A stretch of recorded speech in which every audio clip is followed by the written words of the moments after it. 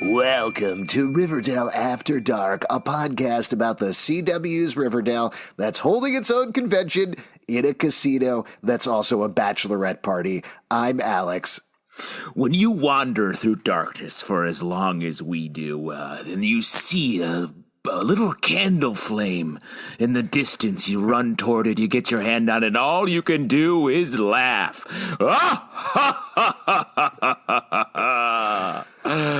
I'm Justin Bartilov. Oh, my God. This is going to be a tough app. Oh, are That's you Pete? good. Are you Pete? Yeah, I said it. Oh, okay. Cut out for a second. All right. Sorry about that. Riverdale Season 6, Episode 17, Chapter 112, American Psychos. Now, lots to talk about here. Lots going on beyond that evil laugh at the beginning. I believe that was a request made of you, Justin. Is that correct? Request and dedication, Delilah style. That evil laugh goes out to the Bargy there stands. we go. Let's try not to make this. And that's not an attack on you, Pete. It seems like it is. No, it's not. That's just a laugh is a free expression. It's hard to slight someone for laughing, well, even if it was a requested evil laugh. Yeah. When it's organic and happens in the moment, I agree with that statement. But when I it's certainly didn't made up and planned and then executed in an evil manner, that also makes it seem like you're coming at somebody or a group of people with beliefs. It's a little hard. That was what I thought. That was a joyful laugh. Did I miss? Maybe I made a poor acting choice. I am a classically trained actor, but maybe I made the wrong choice. There's so much to talk about in this episode in general, even beyond the last 90 seconds. Yes. Well, we should have a morning meeting where we just sit around the kitchen and talk about ideas. Wait, are you saying we should plan this podcast? No, I think he's talking about the Veronica, Betty, Archie, Charles, and Alice meeting and Agent Drake that was like, yo, you guys know each other? Yeah, and we're all going to come over for coffee in the morning and talk about... Before we get there, though, lots to recap to get you into this episode because a lot is going on. As I mentioned at the beginning here, Betty and Veronica are planning SlaughterCon, a serial killer convention. This is specifically to trap the trash bag killer, TBK, who has been menacing Betty for years, going all the way back to the break between seasons. She was trapped in a well by him for 2 weeks and was only allowed to escape when she, ghost-style, dismembered a body with him. But he has come to Riverdale. He has left Riverdale. They've had this whole will they, won't they thing going on, and we finally resolved that in this episode. I mean, that's what they're going for, let's be honest. So that's what they're playing with. That's the whole theme of the episode. Anyway, the other will they, won't they going on here, though, is Agent Jillian Drake, the supernatural. We could definitely get into that. I think that's a thing for discussion. It's a fun topic. Yeah, it's fun. I think this is all going to be very fun. So I think the answer is won't they? Really? Yeah. So we also got Agent Drake, who is the supernatural expert at the FBI, has been working with Betty. There's clearly been a flirtation going on there that comes to the front here.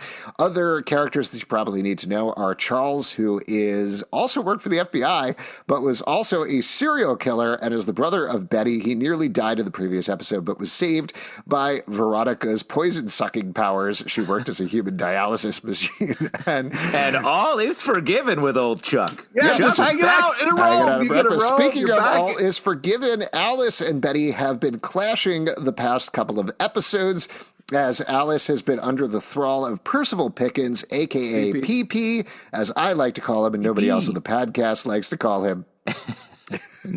Wow. He left a real gap there for you, Pete. Yes, I did. I paused for a second. Come on, PPP. Is that pregnant pause? Oh, that's good. It's a pregnant Pete PP pause. Oh boy, that's too many. That's the joke. That's what old PLP was going for with the PP. Boy. What? You left it up to that by having those initials from birth. Sure. You fell in your own trap here, buddy. Anyway. You peed in your own pee-pee trap. Yes. So Percival Pickens has been trying to take over Riverdale, also build a ghost train. He's been sparring with Archie, who has been a union leader and unionized everybody to fight back, along with Tabitha Tate, who has been using Pops as a home base to rally the resistance against Percival Pickens, both from the union perspective and otherwise. She has also moved Pops, thanks to some friendly ghosts, into El Royale, Archie's boxing gym. I forgot about the ghosts. Right? There's a lot going on in the show, guys. Meanwhile, Veronica, as we mentioned, kind of hinted at, but didn't outright mention, owns a casino called the Babylonium. She's killed a bunch of people, including her husband. She flexes on him, on Betty today. And a guy named Geraldo. You haven't killed as many people as I have. But and it's like, yo, Betty stop listing your murders, lady. Betty and Veronica have also rekindled their friendship, which is pretty fun. Also, kind of working at the casino, off and on, is Kevin, who is the musical act there. We get to see a little bit more of that this episode. Yeah, he has been in a custody out. battle with Toni and Fangs for custody of baby Anthony. Also on the opposite end of that, we should mention Toni and Fangs decided to get married in the previous episode. Things are moving very quickly, as they always do in Riverdale. Cheryl Blossom, however, does not know about Toni and Fangs getting married until this episode. We'll get into that in a moment. But she has struck up her own flirtation with Heather, a witch from Greendale who was her childhood crush, who has re-entered her life and is schooling her in the ways of witchcraft because Cheryl is a witch and also can control fire. And I'm sure there's like a million things that I'm missing here, but that's probably enough to start off with. So why don't we get into it? I'll throw this out here because I know I've been a little back and forth about the season. Backburnering the supernatural aspects in this episode, even with like a little bit of witchcraft going on here and some scant mentions, made this one of my favorite episodes of the season so far. This to me felt like there was a lot of wildly crazy things going on here, but it felt to me like there was a little more focus. It felt like a little bit more of previous seasons of Riverdale, and I had a lot of fun watching this episode. And you attribute that to the lack of the supernatural stuff? I think so, because the focus on Betty and the serial killer stuff, to me, this more felt like the Riverdale that I know and love than what we've been watching this past season. See, I know that sounds very strong, but it's just my feelings, man. I love this episode too, for many reasons. Well, but not even just the reason that you're insinuating, Pete. I thought this was just a great emotional episode outside of that song about different high-end brands, which I was like, well, this is a struggle. I mean, the emotional song roller coaster where you have Bread and Roses, which is this powerful, amazing song with a lot of history behind it too. It's so superficial and like We Shop. It's an amazing range. Well, this is just to give a little bit of context here. I assume most of the listening audience knows this, but a lot of the songs from this episode, not all of them, were from American Psycho, the musical. American Psycho, the musical. The book was by Roberto Aguirre Sacasa before he started Riverdale. The music is by, there you go. The music is by Duncan Sheik, who did Spring Awakening. Sheik.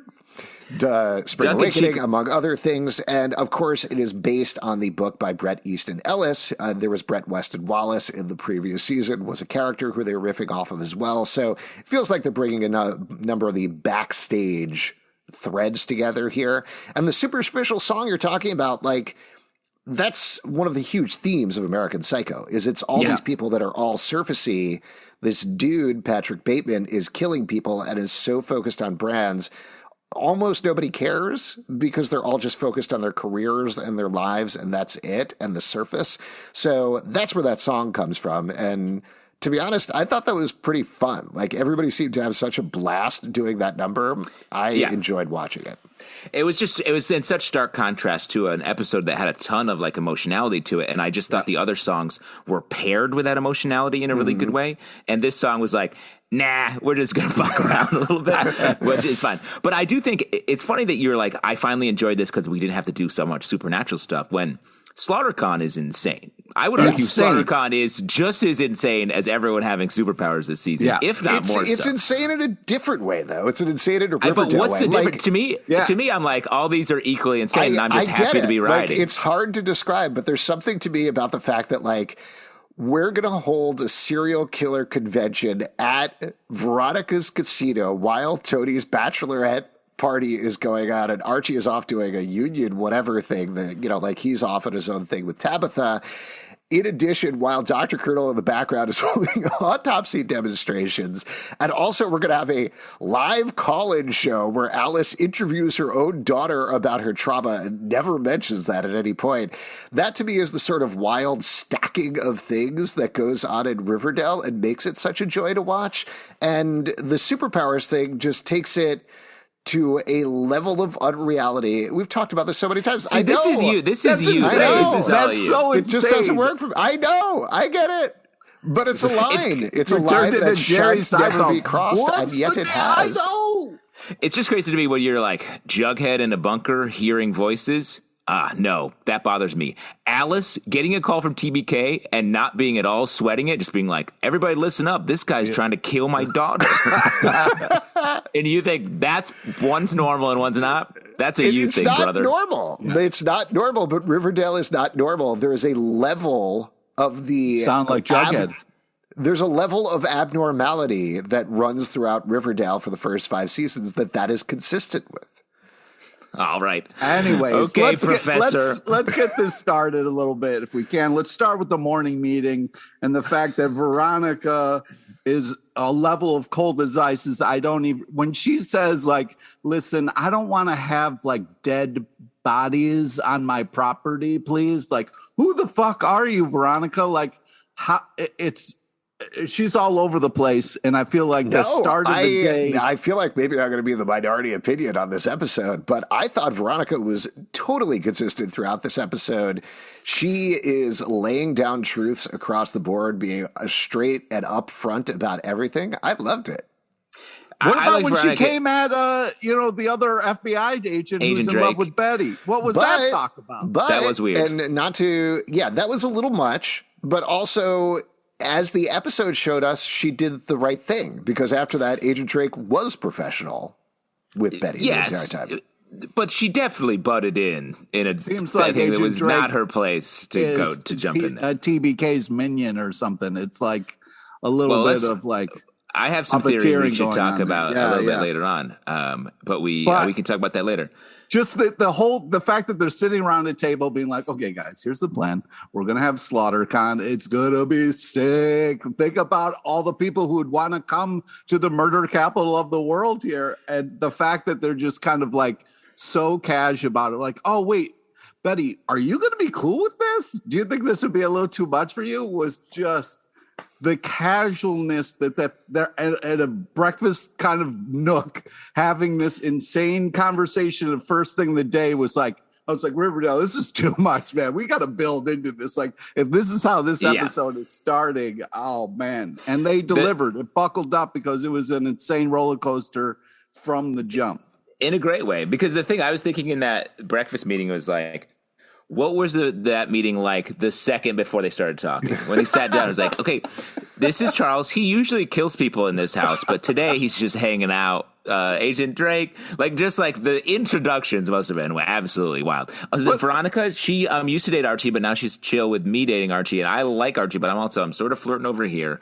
Agent Drake, when Archie's like, I'm going to come to the thing just to protect Betty, she's like, fart face. Well, I don't like that boyfriend. I was like, everyone's operating at 110. But the fact that it was all just like insanity, and they're like, oh, but wait, are serial killers going to kill me?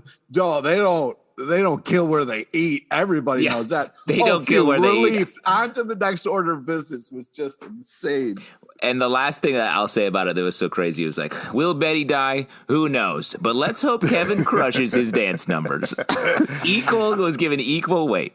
A couple of quick little notes that I wanted to mention from that scene as well, which I agree with you guys, was nuts. One, when they talk about the musical and Charles immediately says, Sweeney Todd, and Veronica says, alas, no. I think Camila Mendes has been pushing for Sweeney Todd pretty much since the second season. So that was a little Easter eggy thing there. And also, going back and watching this episode the second time, I initially didn't notice that, like, the Drake Archie thing is pretty much set up right there. They sort of spar over what Betty should be doing. There's just a very quick reaction there. And I thought that was really nice and subtle to, like, set up this thing that Archie doesn't even know is there. Like, he has no idea the entire episode. But setting up that Drake, as we talked about on previous episodes of the podcast, is attracted to Betty and likes Betty and is gunning for her in a romantic way. And she's pushing that. She's doing clearly the, like, come on, I'm a little more appropriate for you. I'm going to demean your boyfriend so you're going to look at me a little better, which obviously is not great, but it's set up very nicely right there. I think her presentation was very telling at SlaughterCon, which was about hybristophilia, where it's like people becoming obsessed with the victims or the participants. It's their kink. Yeah, it's their kink. I think that might be her thing. Oh, yeah. And she's taking clearly laying it out for Betty. Like, this is my deal. This is where I'm really into you in this world, and this is where you live, so we should be together. And it's interesting the way to TDK. Well, TBK. It's interesting. Go ahead, Justin. Sorry. Well, let me just finish with the two guys who show up there, or is it one guy twice? They look very similar. One guy twice. It's the same guy. He keeps coming back. Yeah, it's the same guy. It was the knife and then the gun. Like, I feel like Agent Drake was bringing them to Betty and then just observing this. Like, she wanted to sort of watch that happen. And I also, my theory is that the TBK on the phone, she somehow knew or is involved with that. Oh, yeah. She believes that Dark Betty is the real Betty. And so she's like, I believe so hard in that she's trying to pull it out with what happens here. Agreed. And I feel like it's she's in on it because the whole kind of planning of it, and the whole, like, even the asking the questions about the mask and everything, teeing up TDK's thing. And I got to give credit to the show. Like, having a normal speaker wouldn't have been so creepy. You got to dent in, like, an older speaker to really give it, like, that, like, evil, coming through the phone. On the phone, yeah. Yeah, it was really. It's a very specific note. Yeah. So, I generally agree with you guys about Agent Drake and that speech. I do think it could go either way. I think the connection there, it could be something like people have speculated, and I completely forgot about this. We were talking about is she TBK's daughter? There was the whole thing where Betty decided, he's a family man, after she had her memories with Hal and remembered him. So it's possible, yes, she is TBK's daughter. That's why she's interested in him or something like that. And there is going to be one additional twist there. It could be that, like, she is trying to push her a serial killer, or it could just be a setup of the theme of this episode that Drake and Betty are similar because they both are into that darkness and have that darkness in them that we've talked about incessantly in the show and they've said out loud, and drawing that contrast with Archie. So it's possible it could be something that is not Insidious. Probably preferable for Riverdale. It is something Insidious, and there is going to be some twist there. But I actually really like the emotional dynamics in this episode and how, divorced from wherever they're going, they were playing on things that I think, particularly with Drake, went in a very surprising direction. Like Betty saying that to Veronica, like intimating that she is interested. That whole sipping tea thing with her smile was absolutely adorable. Yeah, the whole thing I thought was really well played. And the fact that she's like, I'm straight up. I'm not going to cheat on Archie. We are exclusive. She is interested. And it's exactly what we talked about in the previous episode. Yeah, she has the dream, all of this stuff. And that they end up in a place, too, where, like, I really thought they were going to go through this conversation again of Betty once again saying, I have this darkness in me, and Archie being like, well, all right. And then they leave, but they end up in a very different place. And I think all of that from Drake on down was this new maturity that they're pushing with Riverdale now that they are in their adult years. It's very different from the high school years. And I think it was nice. Like, particularly for Riverdale, it was subtle and it was nuanced and it was well played. Yeah. Pete, you're laughing at me. Why are you laughing? Yeah, you're ridiculous. Talking about how the show is mature and, like, not insane and not. I think it is. But there's an emotional maturity to it. And, like, in this episode, I think Betty does it. She is like, she has the vibes, the whole thing that Agent Drake brings to her. I think I think there's truth in that. They had a wedge baby fucking whole seance. Not everybody, but actually, Not if you want to everybody's jump mature. over to that, I think even Cheryl is showing an amount of growth and maturity here because she goes into her Cheryl stuff in this episode when she finds out about Toni and Fangs getting married. The amount of faces that Madeline Petch pulls after she sees that was so funny. And then her reaction to Heather where she's like, what? I'm fine. What are you talking about? I'm doing great. And that she immediately goes to cursing her. But over the course of the episode, again, I think the way that Madeline Petch is playing her is this is not teen Cheryl anymore. This is a Cheryl who can go through all those emotions and go through the wild swings, but tamp them down and understand this is not the way to treat this stuff. We need to actually grow and change in some way. And I think particularly with that storyline, that's why Shoney is endgame. Cheryl is getting to this point. Hold on a second. Yeah, where Cheryl is this point where she's really grown up, and now that Toni and Fangs are getting married and she's with Heather, I think we're leading very slowly to Shoney getting back together. I feel like you've seen Pete and I fight about the ships for so long, and now you're like, well, let me just grab onto this rope, and it's like, oh no, this rope's covered in oil. I'm slipping all the way down to the bottom of this little rope because I love Shoney, so don't. But I thought this episode was putting cold water on Shoney in a way that we haven't seen in quite a while. Take it easy with that. Cold water is a great way to wake up and and really get to kissing. Well, I just thought I just thought the scene with them together where Toni talks about marrying Fangs and then she then sees Heather, like we see them be jealous and overly nice. And I was like, oh, okay, this is a Shoney positive scene. But then later when Cheryl's talking to Heather and she's like, and is being mature and sort of coming clean with her and being like, it did upset me. I really thought I was going to get back and be with Toni. She felt like she had moved on from that feeling in this episode in a way that I was like, oh, we haven't seen that yet. And so I was surprised about that. And it just means to me, if Shoney is indeed endgame, it's going to be pushed off to even later in next season. Maybe even after the finale of the show into season 8 or something like that. I don't think there's a season. Oh, you mean season 8 that happens in your My little brain? Yes. Yeah, Yes. your little brain upstairs. No, I know. I'm completely looking at this with shipper glasses because even that thing where Cheryl said exactly the phrase you're calling out, where she was like, I always thought that Toni and I would get back together somehow. I was like, oh yeah, okay, it's happening. Here we go. Even though obviously you're seeing it in the opposite direction and the story is telling us, no, she's moving on with Heather and Toni is clearly moving on with Fangs. But the fact that they're probably getting married next episode and Percival is calling down biblical plagues on them is like, yeah, I don't know. All the signs are there to tell us that Toni and Fangs are done so. I'm going to throw out one other thing while I'm going on this crazy train here of speculation. So we got a callback with Percival mentioned that Bailey's Comet is coming.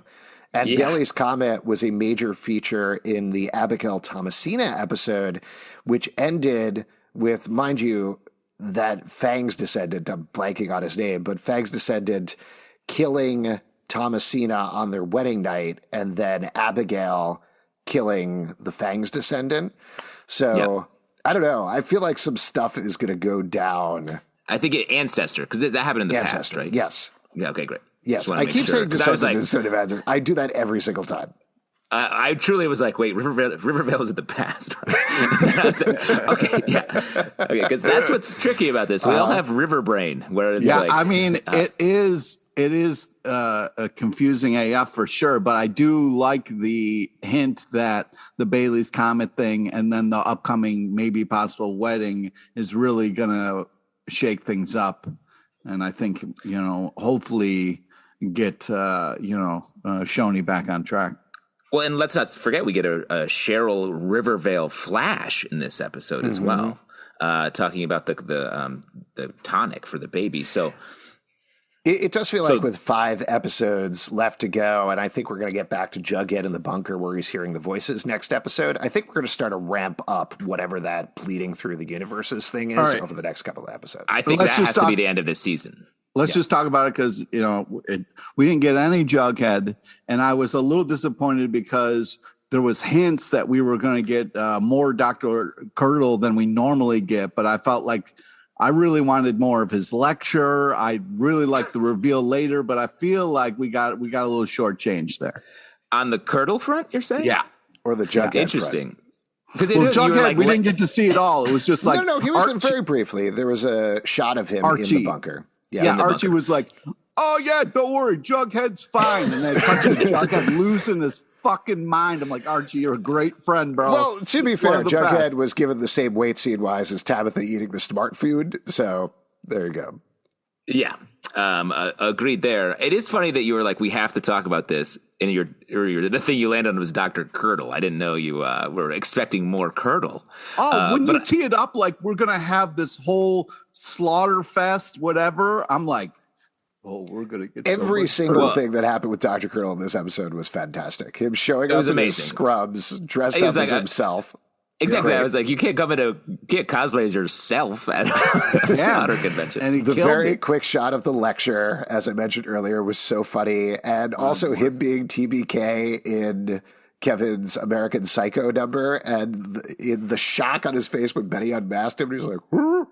Yeah. So funny. So good. Well, and the fact that, because I understand we were mad at Veronica for butting in and talking to Agent Drake, but really I was pissed that she pulled Agent Drake from a super informative lecture about autopsies by Dr. Curdle.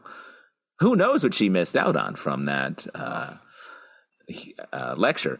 But I like her. I mean, to talk about that, well, let's talk about sort of Kevin in this episode maybe, because we've been talking a lot about how him being sort of an enemy, sort of a bad guy essentially this season is a bummer turn for him. And watching him perform in his songs in this episode, I was like, maybe he can just, rather than be a villain, he can just do a straight up banger tune every episode. And that's the Kevin spot, because I thought that was fantastic. Until the point where they're like, yeah, Kevin's bailing out because he's pissed at Betty. He's not doing his final number. I wanted that scene so bad. I wanted to see Kevin go off on Betty about ruining his vision. I thought that was a hilarious line, and I felt a little robbed that we didn't get to see Kevin deliver that. I mean, getting back to the whole like craziness of so many things going on at the same time in Riverdale tying into this, one of the funniest lines of the episode to me was after the weird dude who was getting Howl's mementos was kicked out. Betty's line was, "Get him out of my sight. I have a show to prepare for." Yeah, it was hilarious. It's like, okay, so you're an FBI agent who's holding a serial killer convention to trap the serial killer that is after you, but also you're going to perform a musical number out the night after you had a dance party, which you took over for your friend's bachelorette party, where you also performed at. Being an FBI agent is hard. It is hard work, and nobody talks about it. Well, when people say, "Oh, that actor's a triple threat," what they mean is actor, dancer, FBI agent. Exactly. that's what being a triple threat is. Yeah. So that's the harder part here. And also the guy being like, "I bought it on Eastleigh" was hilarious. Eastleigh is good at getting actual memorabilia. The fact that he was able to purchase both the knife and the gun from Hal. Is Hal not a popular serial killer? He barely killed anybody. I mean, we found out about more killings that he's done this season from past flashbacks than we did actually on Riverdale. On that note, I was mildly disappointed that we didn't get to see more of the previous season stuff. Like, they had this great setup at the beginning where they're running through all the events, and they're like, we're going to have a Griffins and Gargoyles game. We're going to have all of these things that we've seen in previous seasons. And there's little Easter eggs there. I definitely saw somebody wearing a bunch of Black Hood stuff. There was the rabbit masks from the Stonewall storyline. So all of that stuff was great, but I would have loved to have seen a little bit more of that throughout the episode, but it's fine. While we're talking about that, like the moment where they lead the con people onto the floor was such a, like, I was like, oh man, the Comic-Con, like when it's finally open, you get to run out there. That was such a insane fun moment. Now, there's lots more to talk about in the episode, but I don't want to wait until the very end here. And I know I might be starting a fight, but I think we can all be civil about it. Wow. I did want to talk about the Betty and Archie of it all in the episode, because that's the big emotional thread through here. What? We got to save that fight for later, bro. I mean, that's going to take some time. Yeah, that's like later in our lives. We run out of time. We can jam in all of the other stuff at the end there. This doesn't have to be a fight. I have to do a whole rant about baby wedging and like how ridiculous that is. No, your thing is prepared. baby wedgieing when you give wedgies to babies because you're. I mean, Yeah, this well, show. we're going to fight about it because he's going to go off on why baby wedgies are the best, and I'm going to say baby swirlies are the best. All right. First off, this show hates babies. All right. The flying, floating babies above fires, the wedging of babies, like the way they use babies in the show is insane. Okay. All right. Let's talk about the Archie thing. I thought this was great, this storyline, the way that they did this. I thought this was really nice, showing the differences between Archie and Betty as people, really honestly making the case for like why maybe they shouldn't be together, as they have done several times throughout the show before. And then ultimately having like a real conversation that I thought was really well acted, really well shot, just in terms of like the intense close-ups. Super intimate. Yeah. That they had on Lily Reinhardt and KJ Apa. I thought that was really well played. The flashbacks that happened throughout that scene as well, I thought were really good and sort of, again, laid out, like brought us as an audience, or at least me as an audience, up to a place where I was like, they're going to break up. This is a breakup scene. This is 100% the end of Betty and Archie here. And the fact that they echoed the previous scene that we saw, I think it was last season, where she basically said the same thing, where she's like, I have all this darkness in me. You're a light in the window, all of that stuff. And he was like, okay, cool. Sounds good. Let's break up. To parallel that and instead him be like, no, I believe in you. I love you. And laying out like, she doesn't have all this darkness that she thinks she has, and she keeps professing she has, and how she's fought back against that. I know a lot of fans have called out there was a very similar conversation that Jughead and Betty had, I think, in season 2 or season 3, something like that. You know, that's a function of the show and a function of having these same conversations about these characters over and over, not to dismiss it. I know people are upset about it today, but I do think the way that this was played and written, and that they ended the episode on this emotional thread rather than the big like action climax, I thought was really smart and hard hitting. I was very happy to see it. I think it gave it the weight that that I think the scene deserved in the way that they handled it.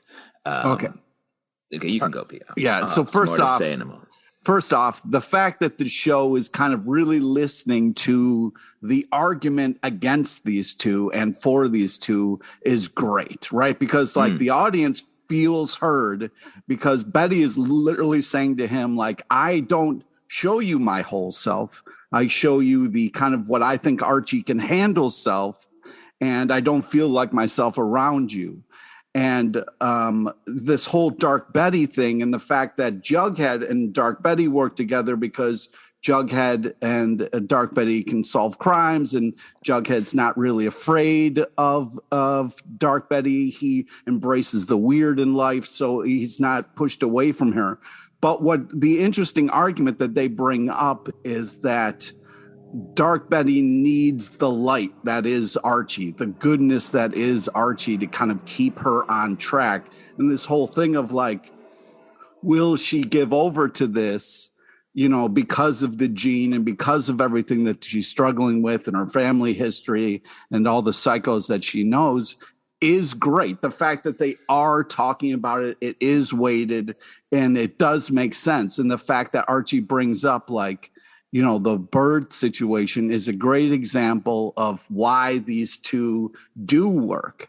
But it does still give off this platonic kind of thing a little bit that I think the show was good enough to acknowledge and kind of work through. And I think that fact that like Betty is still kind of sipping tea and being like, oh my God, Agent Drake, clutching her pearls a little bit, is an interesting thing of like, where is Betty going to go and what's going to happen? But I think that like, as somebody who is Team Bughead all day, this was great to see at least the discussions that I want to have happen on the show and not just things that I'm talking to you fucking assholes about. So it's like great to see it happen. Do I agree with it? That's a different discussion, but I do like the idea that here is Archie, who is supposed to be the good person, a light for Betty, and why they would work together.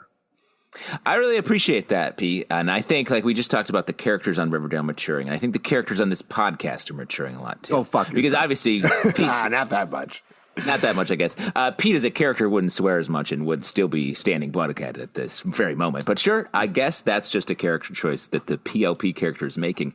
But I agree with you. Like since the Betty and Jughead relationship sort of ended in its time temporarily. Whatever. Yep. Betty has been pulled, and sort of the show has pushed her in further into darkness. Right. All the Polly stuff, all the TBK stuff that we've been dealing with these past couple seasons. And what I thought was so great about this episode is she's been obsessed with it to the point where we're like, we don't even feel like we understand what she's thinking about most of the time. We're outside of her experience because mostly what she talks about is this darkness. And in this, I thought it was really smart. And we always talk about Archie as this sort of like scarecrow, like what's he doing? He just like wanders between different problems he's dealing with and sort of just this protagonist. And I felt like he displayed an emotional maturity that we haven't seen from him in a very long time. When he was just like, hey, Betty, like, I respect you. I want you to talk to me about this because you're drowning in it, but you actually have a great capacity for lightness. And like reminds her of that bird story. And the way that Lily Reinhart acted in that moment about the bird story, like she really didn't know about it, and it brought her to tears because she, I think, did realize, like you're saying, Pete, that she does have this great capacity and that Archie is what can bring it out of her. So I think it just paired them together in a like we give to each other what the other doesn't have way that I thought was beautifully done, and ending on that moment, like you said, Alex, was just so sweet. So I think it's really important for this show, I think.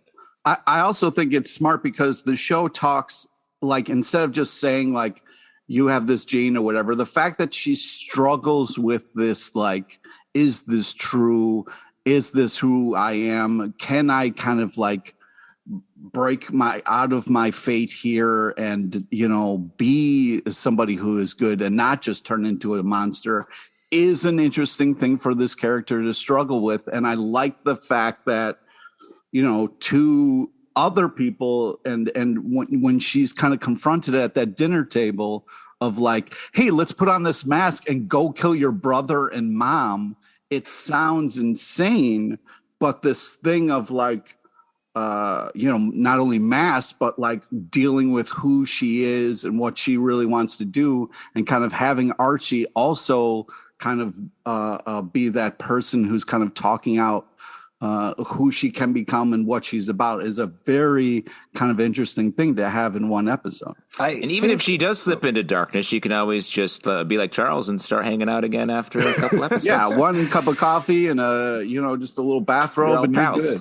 Well, I think beyond all the couple stuff, and we're talking about this anyway, but the best part about this storyline is it really pushed Betty to a new place of understanding exactly how Archie described it to her, that yeah, you feel like you're making these bad decisions and that's the thing that you're wallowing in, but you make the right decision every time. Like you make things better. And get it, rewinding into the episode a little bit, I think we mentioned this scene, but the Betty and Veronica talk midway through the episode where Veronica is like, I've killed more people than you have in cold blood. Yeah. The key line here was, we're all dark in Riverdale. And and it's drawing this line of like the thing that people have pointed out when Betty says things like, Archie, you're a light in the darkness. And then fans watching the show are like, he had a boy gang that went around the town and beat people up. He was trying to make his bones for an entire season. He was thrown in prison. He fought a bear. Like even Archie. Well, fighting a bear is okay. You can, I mean, there's that's a good thing. That's a good thing. Well, I mean, when people talk go about out doing and good pick works, fights with bears. You shouldn't try to pick a fight with a bear. I have a charity organization called Fights with Bears, and we, for disadvantaged kids who don't have their own bears to fight with, we bring the bears. You are an awful person for making that joke. That was ridiculous. You're showing a lot of pee-pee energy, and I mean that in every way possible. But I do think that was a great line, and just that was the overall mission statement of this episode, was bringing the absolute worst to Riverdale and then being like, no, we're actually much better than that. And that's the show. There it is. Well, they're better than that because they were basically like, here's a gun, Betty. Betty's like, get him out of here. Oh, I'm going to use this. This is going to be super. None of this gun. Well, they're always skirting the surface of all of the doing the wrong thing and the terrible things. And is it going to drag them down? That's I think almost literally what Jughead said in the narration in the first ever episode of the show is like, there's this darkness under the surface. Is it going to destroy our little town? And, we'll end up at the end of season 7 of like, yes or no. And I think the answer is going to be no. And there's going to be this bright tomorrow for the town, but we'll see. Pep will return. Yeah. Like, I honestly thought this was maybe the final stand of Dark Betty. Like, I think when TBK offers her the mask and she doesn't take it, I think that was sort of where she first turns, and then Archie really puts the nail in the coffin of sort of Betty in this darkness. I mean, maybe, and yes, it should be, but even with all the discussion we're having about how mature the characters have been, also her throwing away the wig was the last stand of Dark Betty. Her no longer doing the nails in her hand was the last stand of Dark Betty. So these characters are cyclical. That's the way they work. They're going to constantly fall back onto their bad habits, if you want to call it, or whatever their character traits are. That comes from the comics themselves. That's for the TV show. It's just kind of the way it's going to work. So I think, yes, we've ended it for this season potentially, but I wouldn't be surprised if it came back at some point again.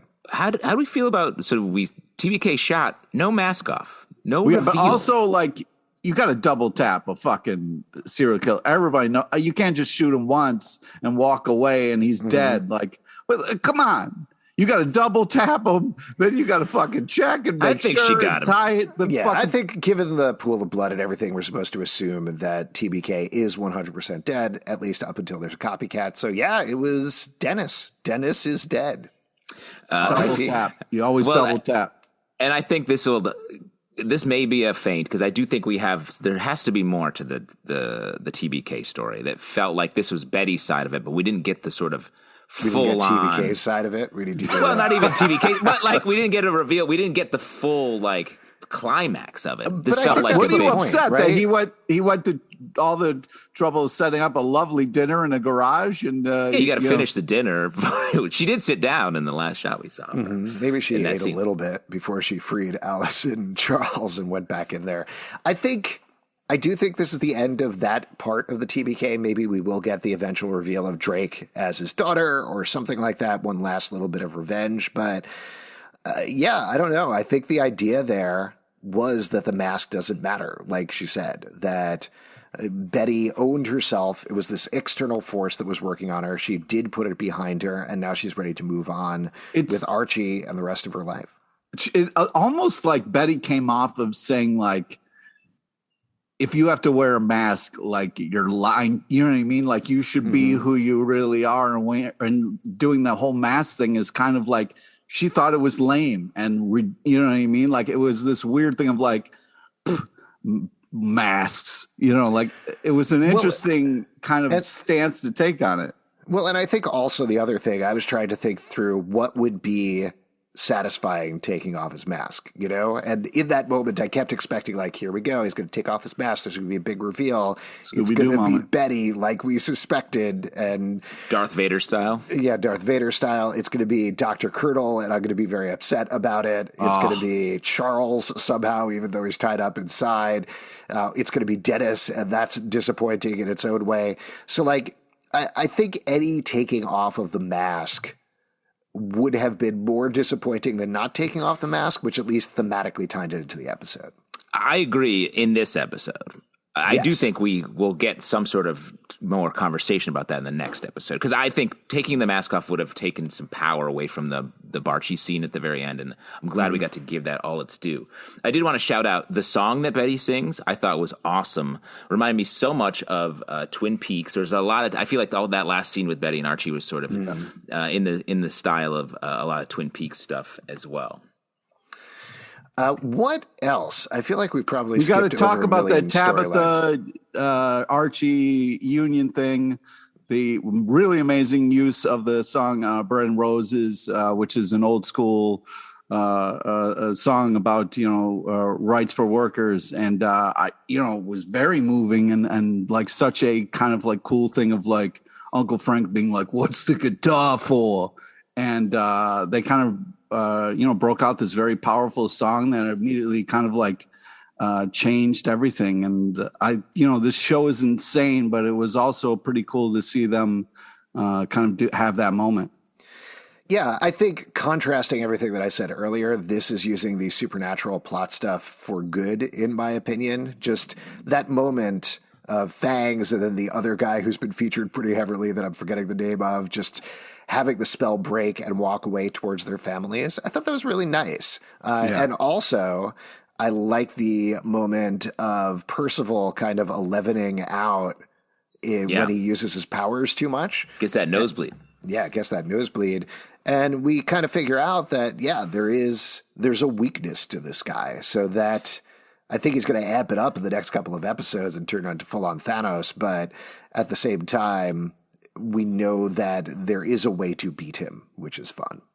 Yeah. Yeah, and I like seeing because he has sort of progressed through the season, getting more and more powerful. To see him have a little bit of weakness in the last couple episodes, and Tabitha and Archie finally getting some wins in here is really good. And the fact that they allowed all of the workers to eat for free at Pops is great, really nice. Probably not the healthiest choice. They should eat more smart food. Yeah, ooh, that's very good for you. It's made out of corn and cheese. You're getting your dairy and vegetables.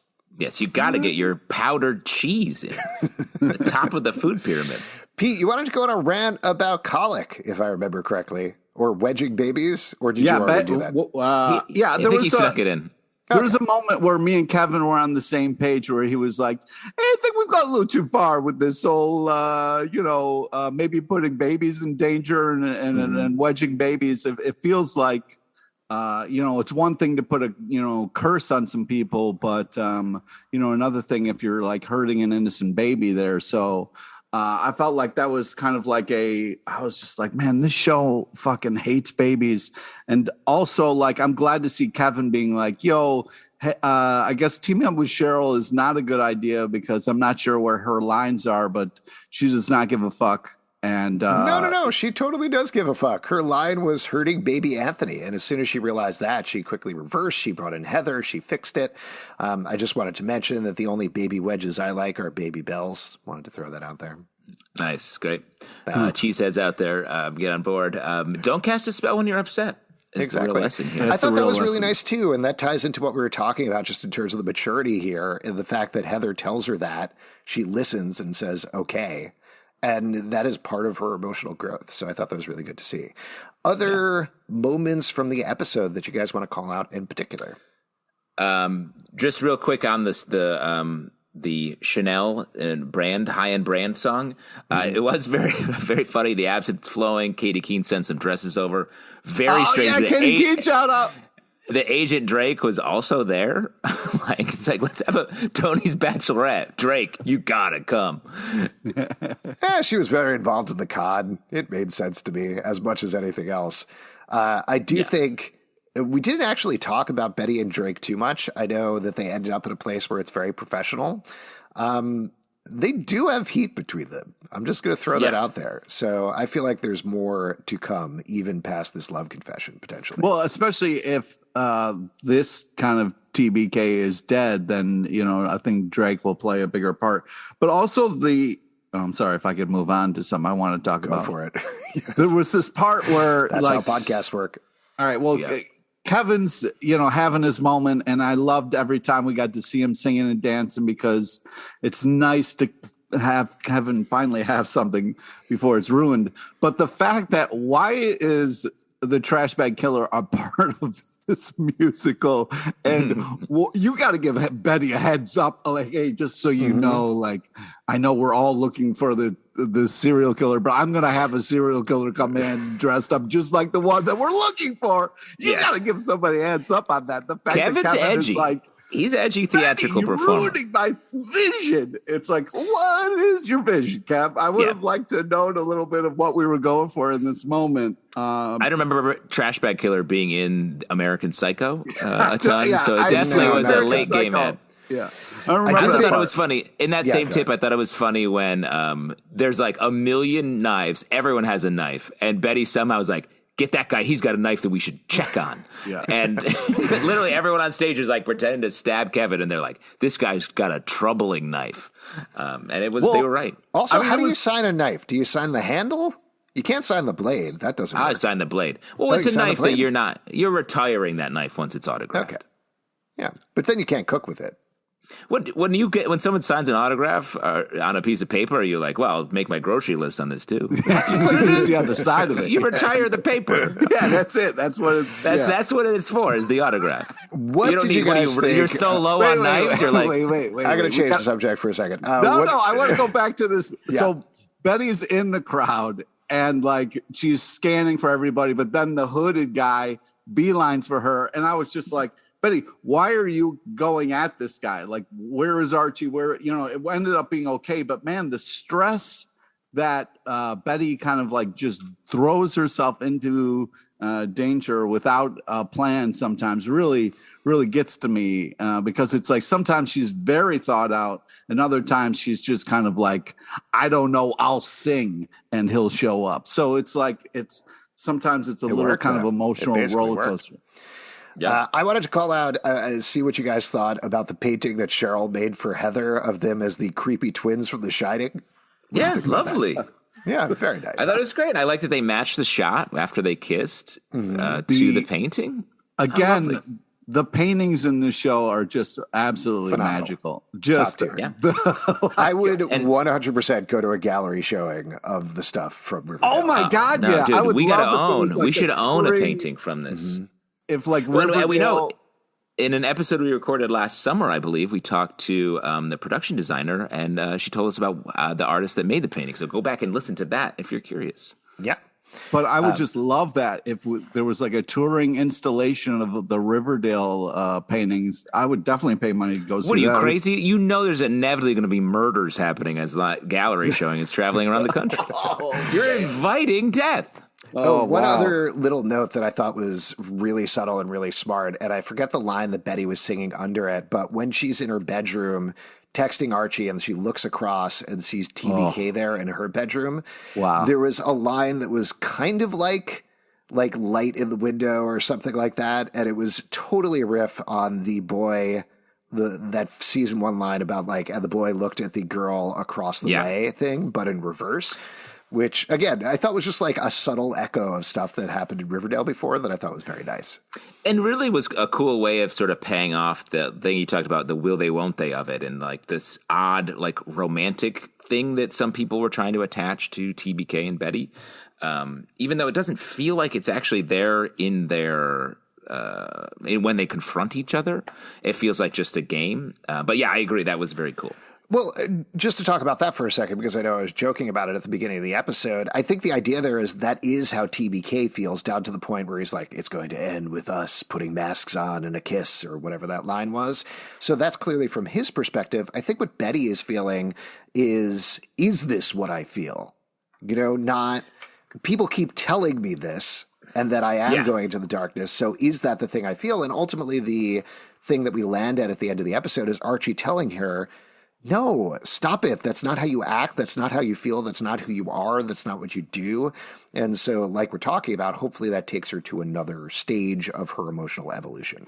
But after, that insane sit down with her mom and the fact that TBK was like, do you want to murder your mom? It was kind of like, maybe Betty would be like, yeah, that was horrible.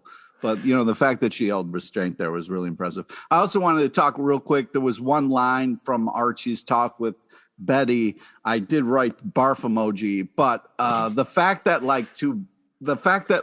you sometimes wrote barf emoji. Yeah, sometimes you when take you're it farther and write hashtag barfy. Sometimes when you're watching like a romantic movie or TV show, there'll be these lines that the characters say that seem so like romantic and amazing, but nothing like the character. And the fact that Archie talked about Betty being a fighter and something that he sees in people that he kind of is himself, I thought was pretty cool.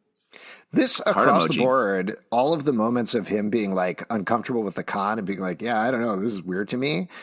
This was the most consistent Archie episode we've had in a really long time, where it really felt like they were absolutely nailing the character across the board.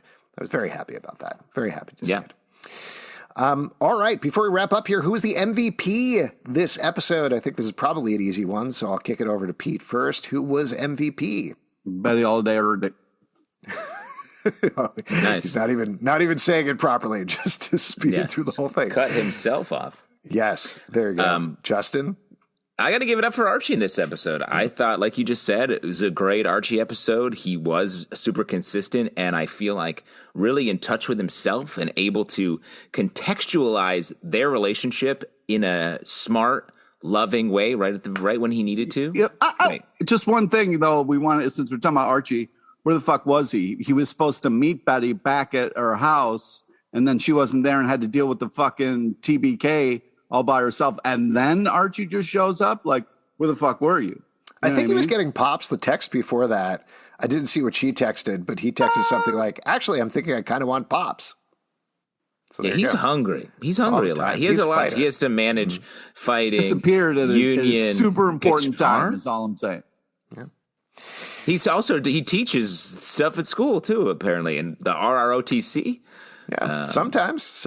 I'm going to give it up to Veronica in this episode since you guys took the... I know, I'm sorry. What are you talking about? I'm loving Veronica this season. I think she is straightforward. She's saying what she's was that conversation she's doing what she needs to do. She had with Drake? What are you talking about? That was a little too far. But all of her conversations with Betty were so good. And again, so mature just in terms of laying out, like, not being like, you're with Archie and I hate that, which I think a lesser show would do, but instead being like, I've fucked up my relationship with Archie. Here's some of the ways I did it, plus Reggie. I mean, these are problems that I had that I could have gone in a different direction. Don't make the same mistakes that I did. And I thought that was great. Her laying out how she dealt with Drake was the right way to do it. And, you know, she's a powerful businesswoman who knows how to strike a pose at the end of a bachelorette party, dance party at a SlaughterCon. Okay, all right. But wait, there's way too much shit that you said there. Okay, so that first was off, literally beat poetry you were just doing for a second. First off, Veronica coldly talking about like dead bodies like they're gross or trash wrappers that get on her property was insane. And then the fact that she then is like, yo, I murder people daily. Like, you need to get your shit together before you can call yourself dark. And then was like, yeah, we're going to have a murder con, whatever. I don't give a fucking shit about anybody. But the fact that she was amazing and saves Betty and Archie's relationship was so out of character and so out of left field from everything that she's been doing all app. I was like, holy shit, Veronica's all over the place. The fact that you were like, I think it was so consistent with everything she has been doing all season. She has given no fucks about any of this stuff, including the Percival Pickens stuff, where she's like, stop it. Let me run my casino, do this, live my life, and move on. And I think that's great. Is this a new segment where we say our MVPs and then go in on each other about them? Just like absolutely trash bag kill each other from there. Yeah, this is PLP's MVP. Yeah. TKOs. MVP. Yeah, MVP. You ran out I don't know. I ran out of letters there. There's no more letters. You said all the letters. Yes, I did. And if you would like to support this, patreon.com/comic book club. Also, we do a live show every Tuesday night at 7 p.m. to Crowdcast and YouTube. Come hang out. We'd love to chat with you about Riverdale, Apple, Spotify, Stitcher, or the app of your choice to subscribe, listen, and follow the show at Riverdale Dark on Twitter, Riverdale After on Instagram, Riverdale After Dark on Facebook, comicbookclublive.com for this podcast, and many more. Until next time, we'll see you after dark. I thought we knew how to party in Greendale, but you Riverdale girls.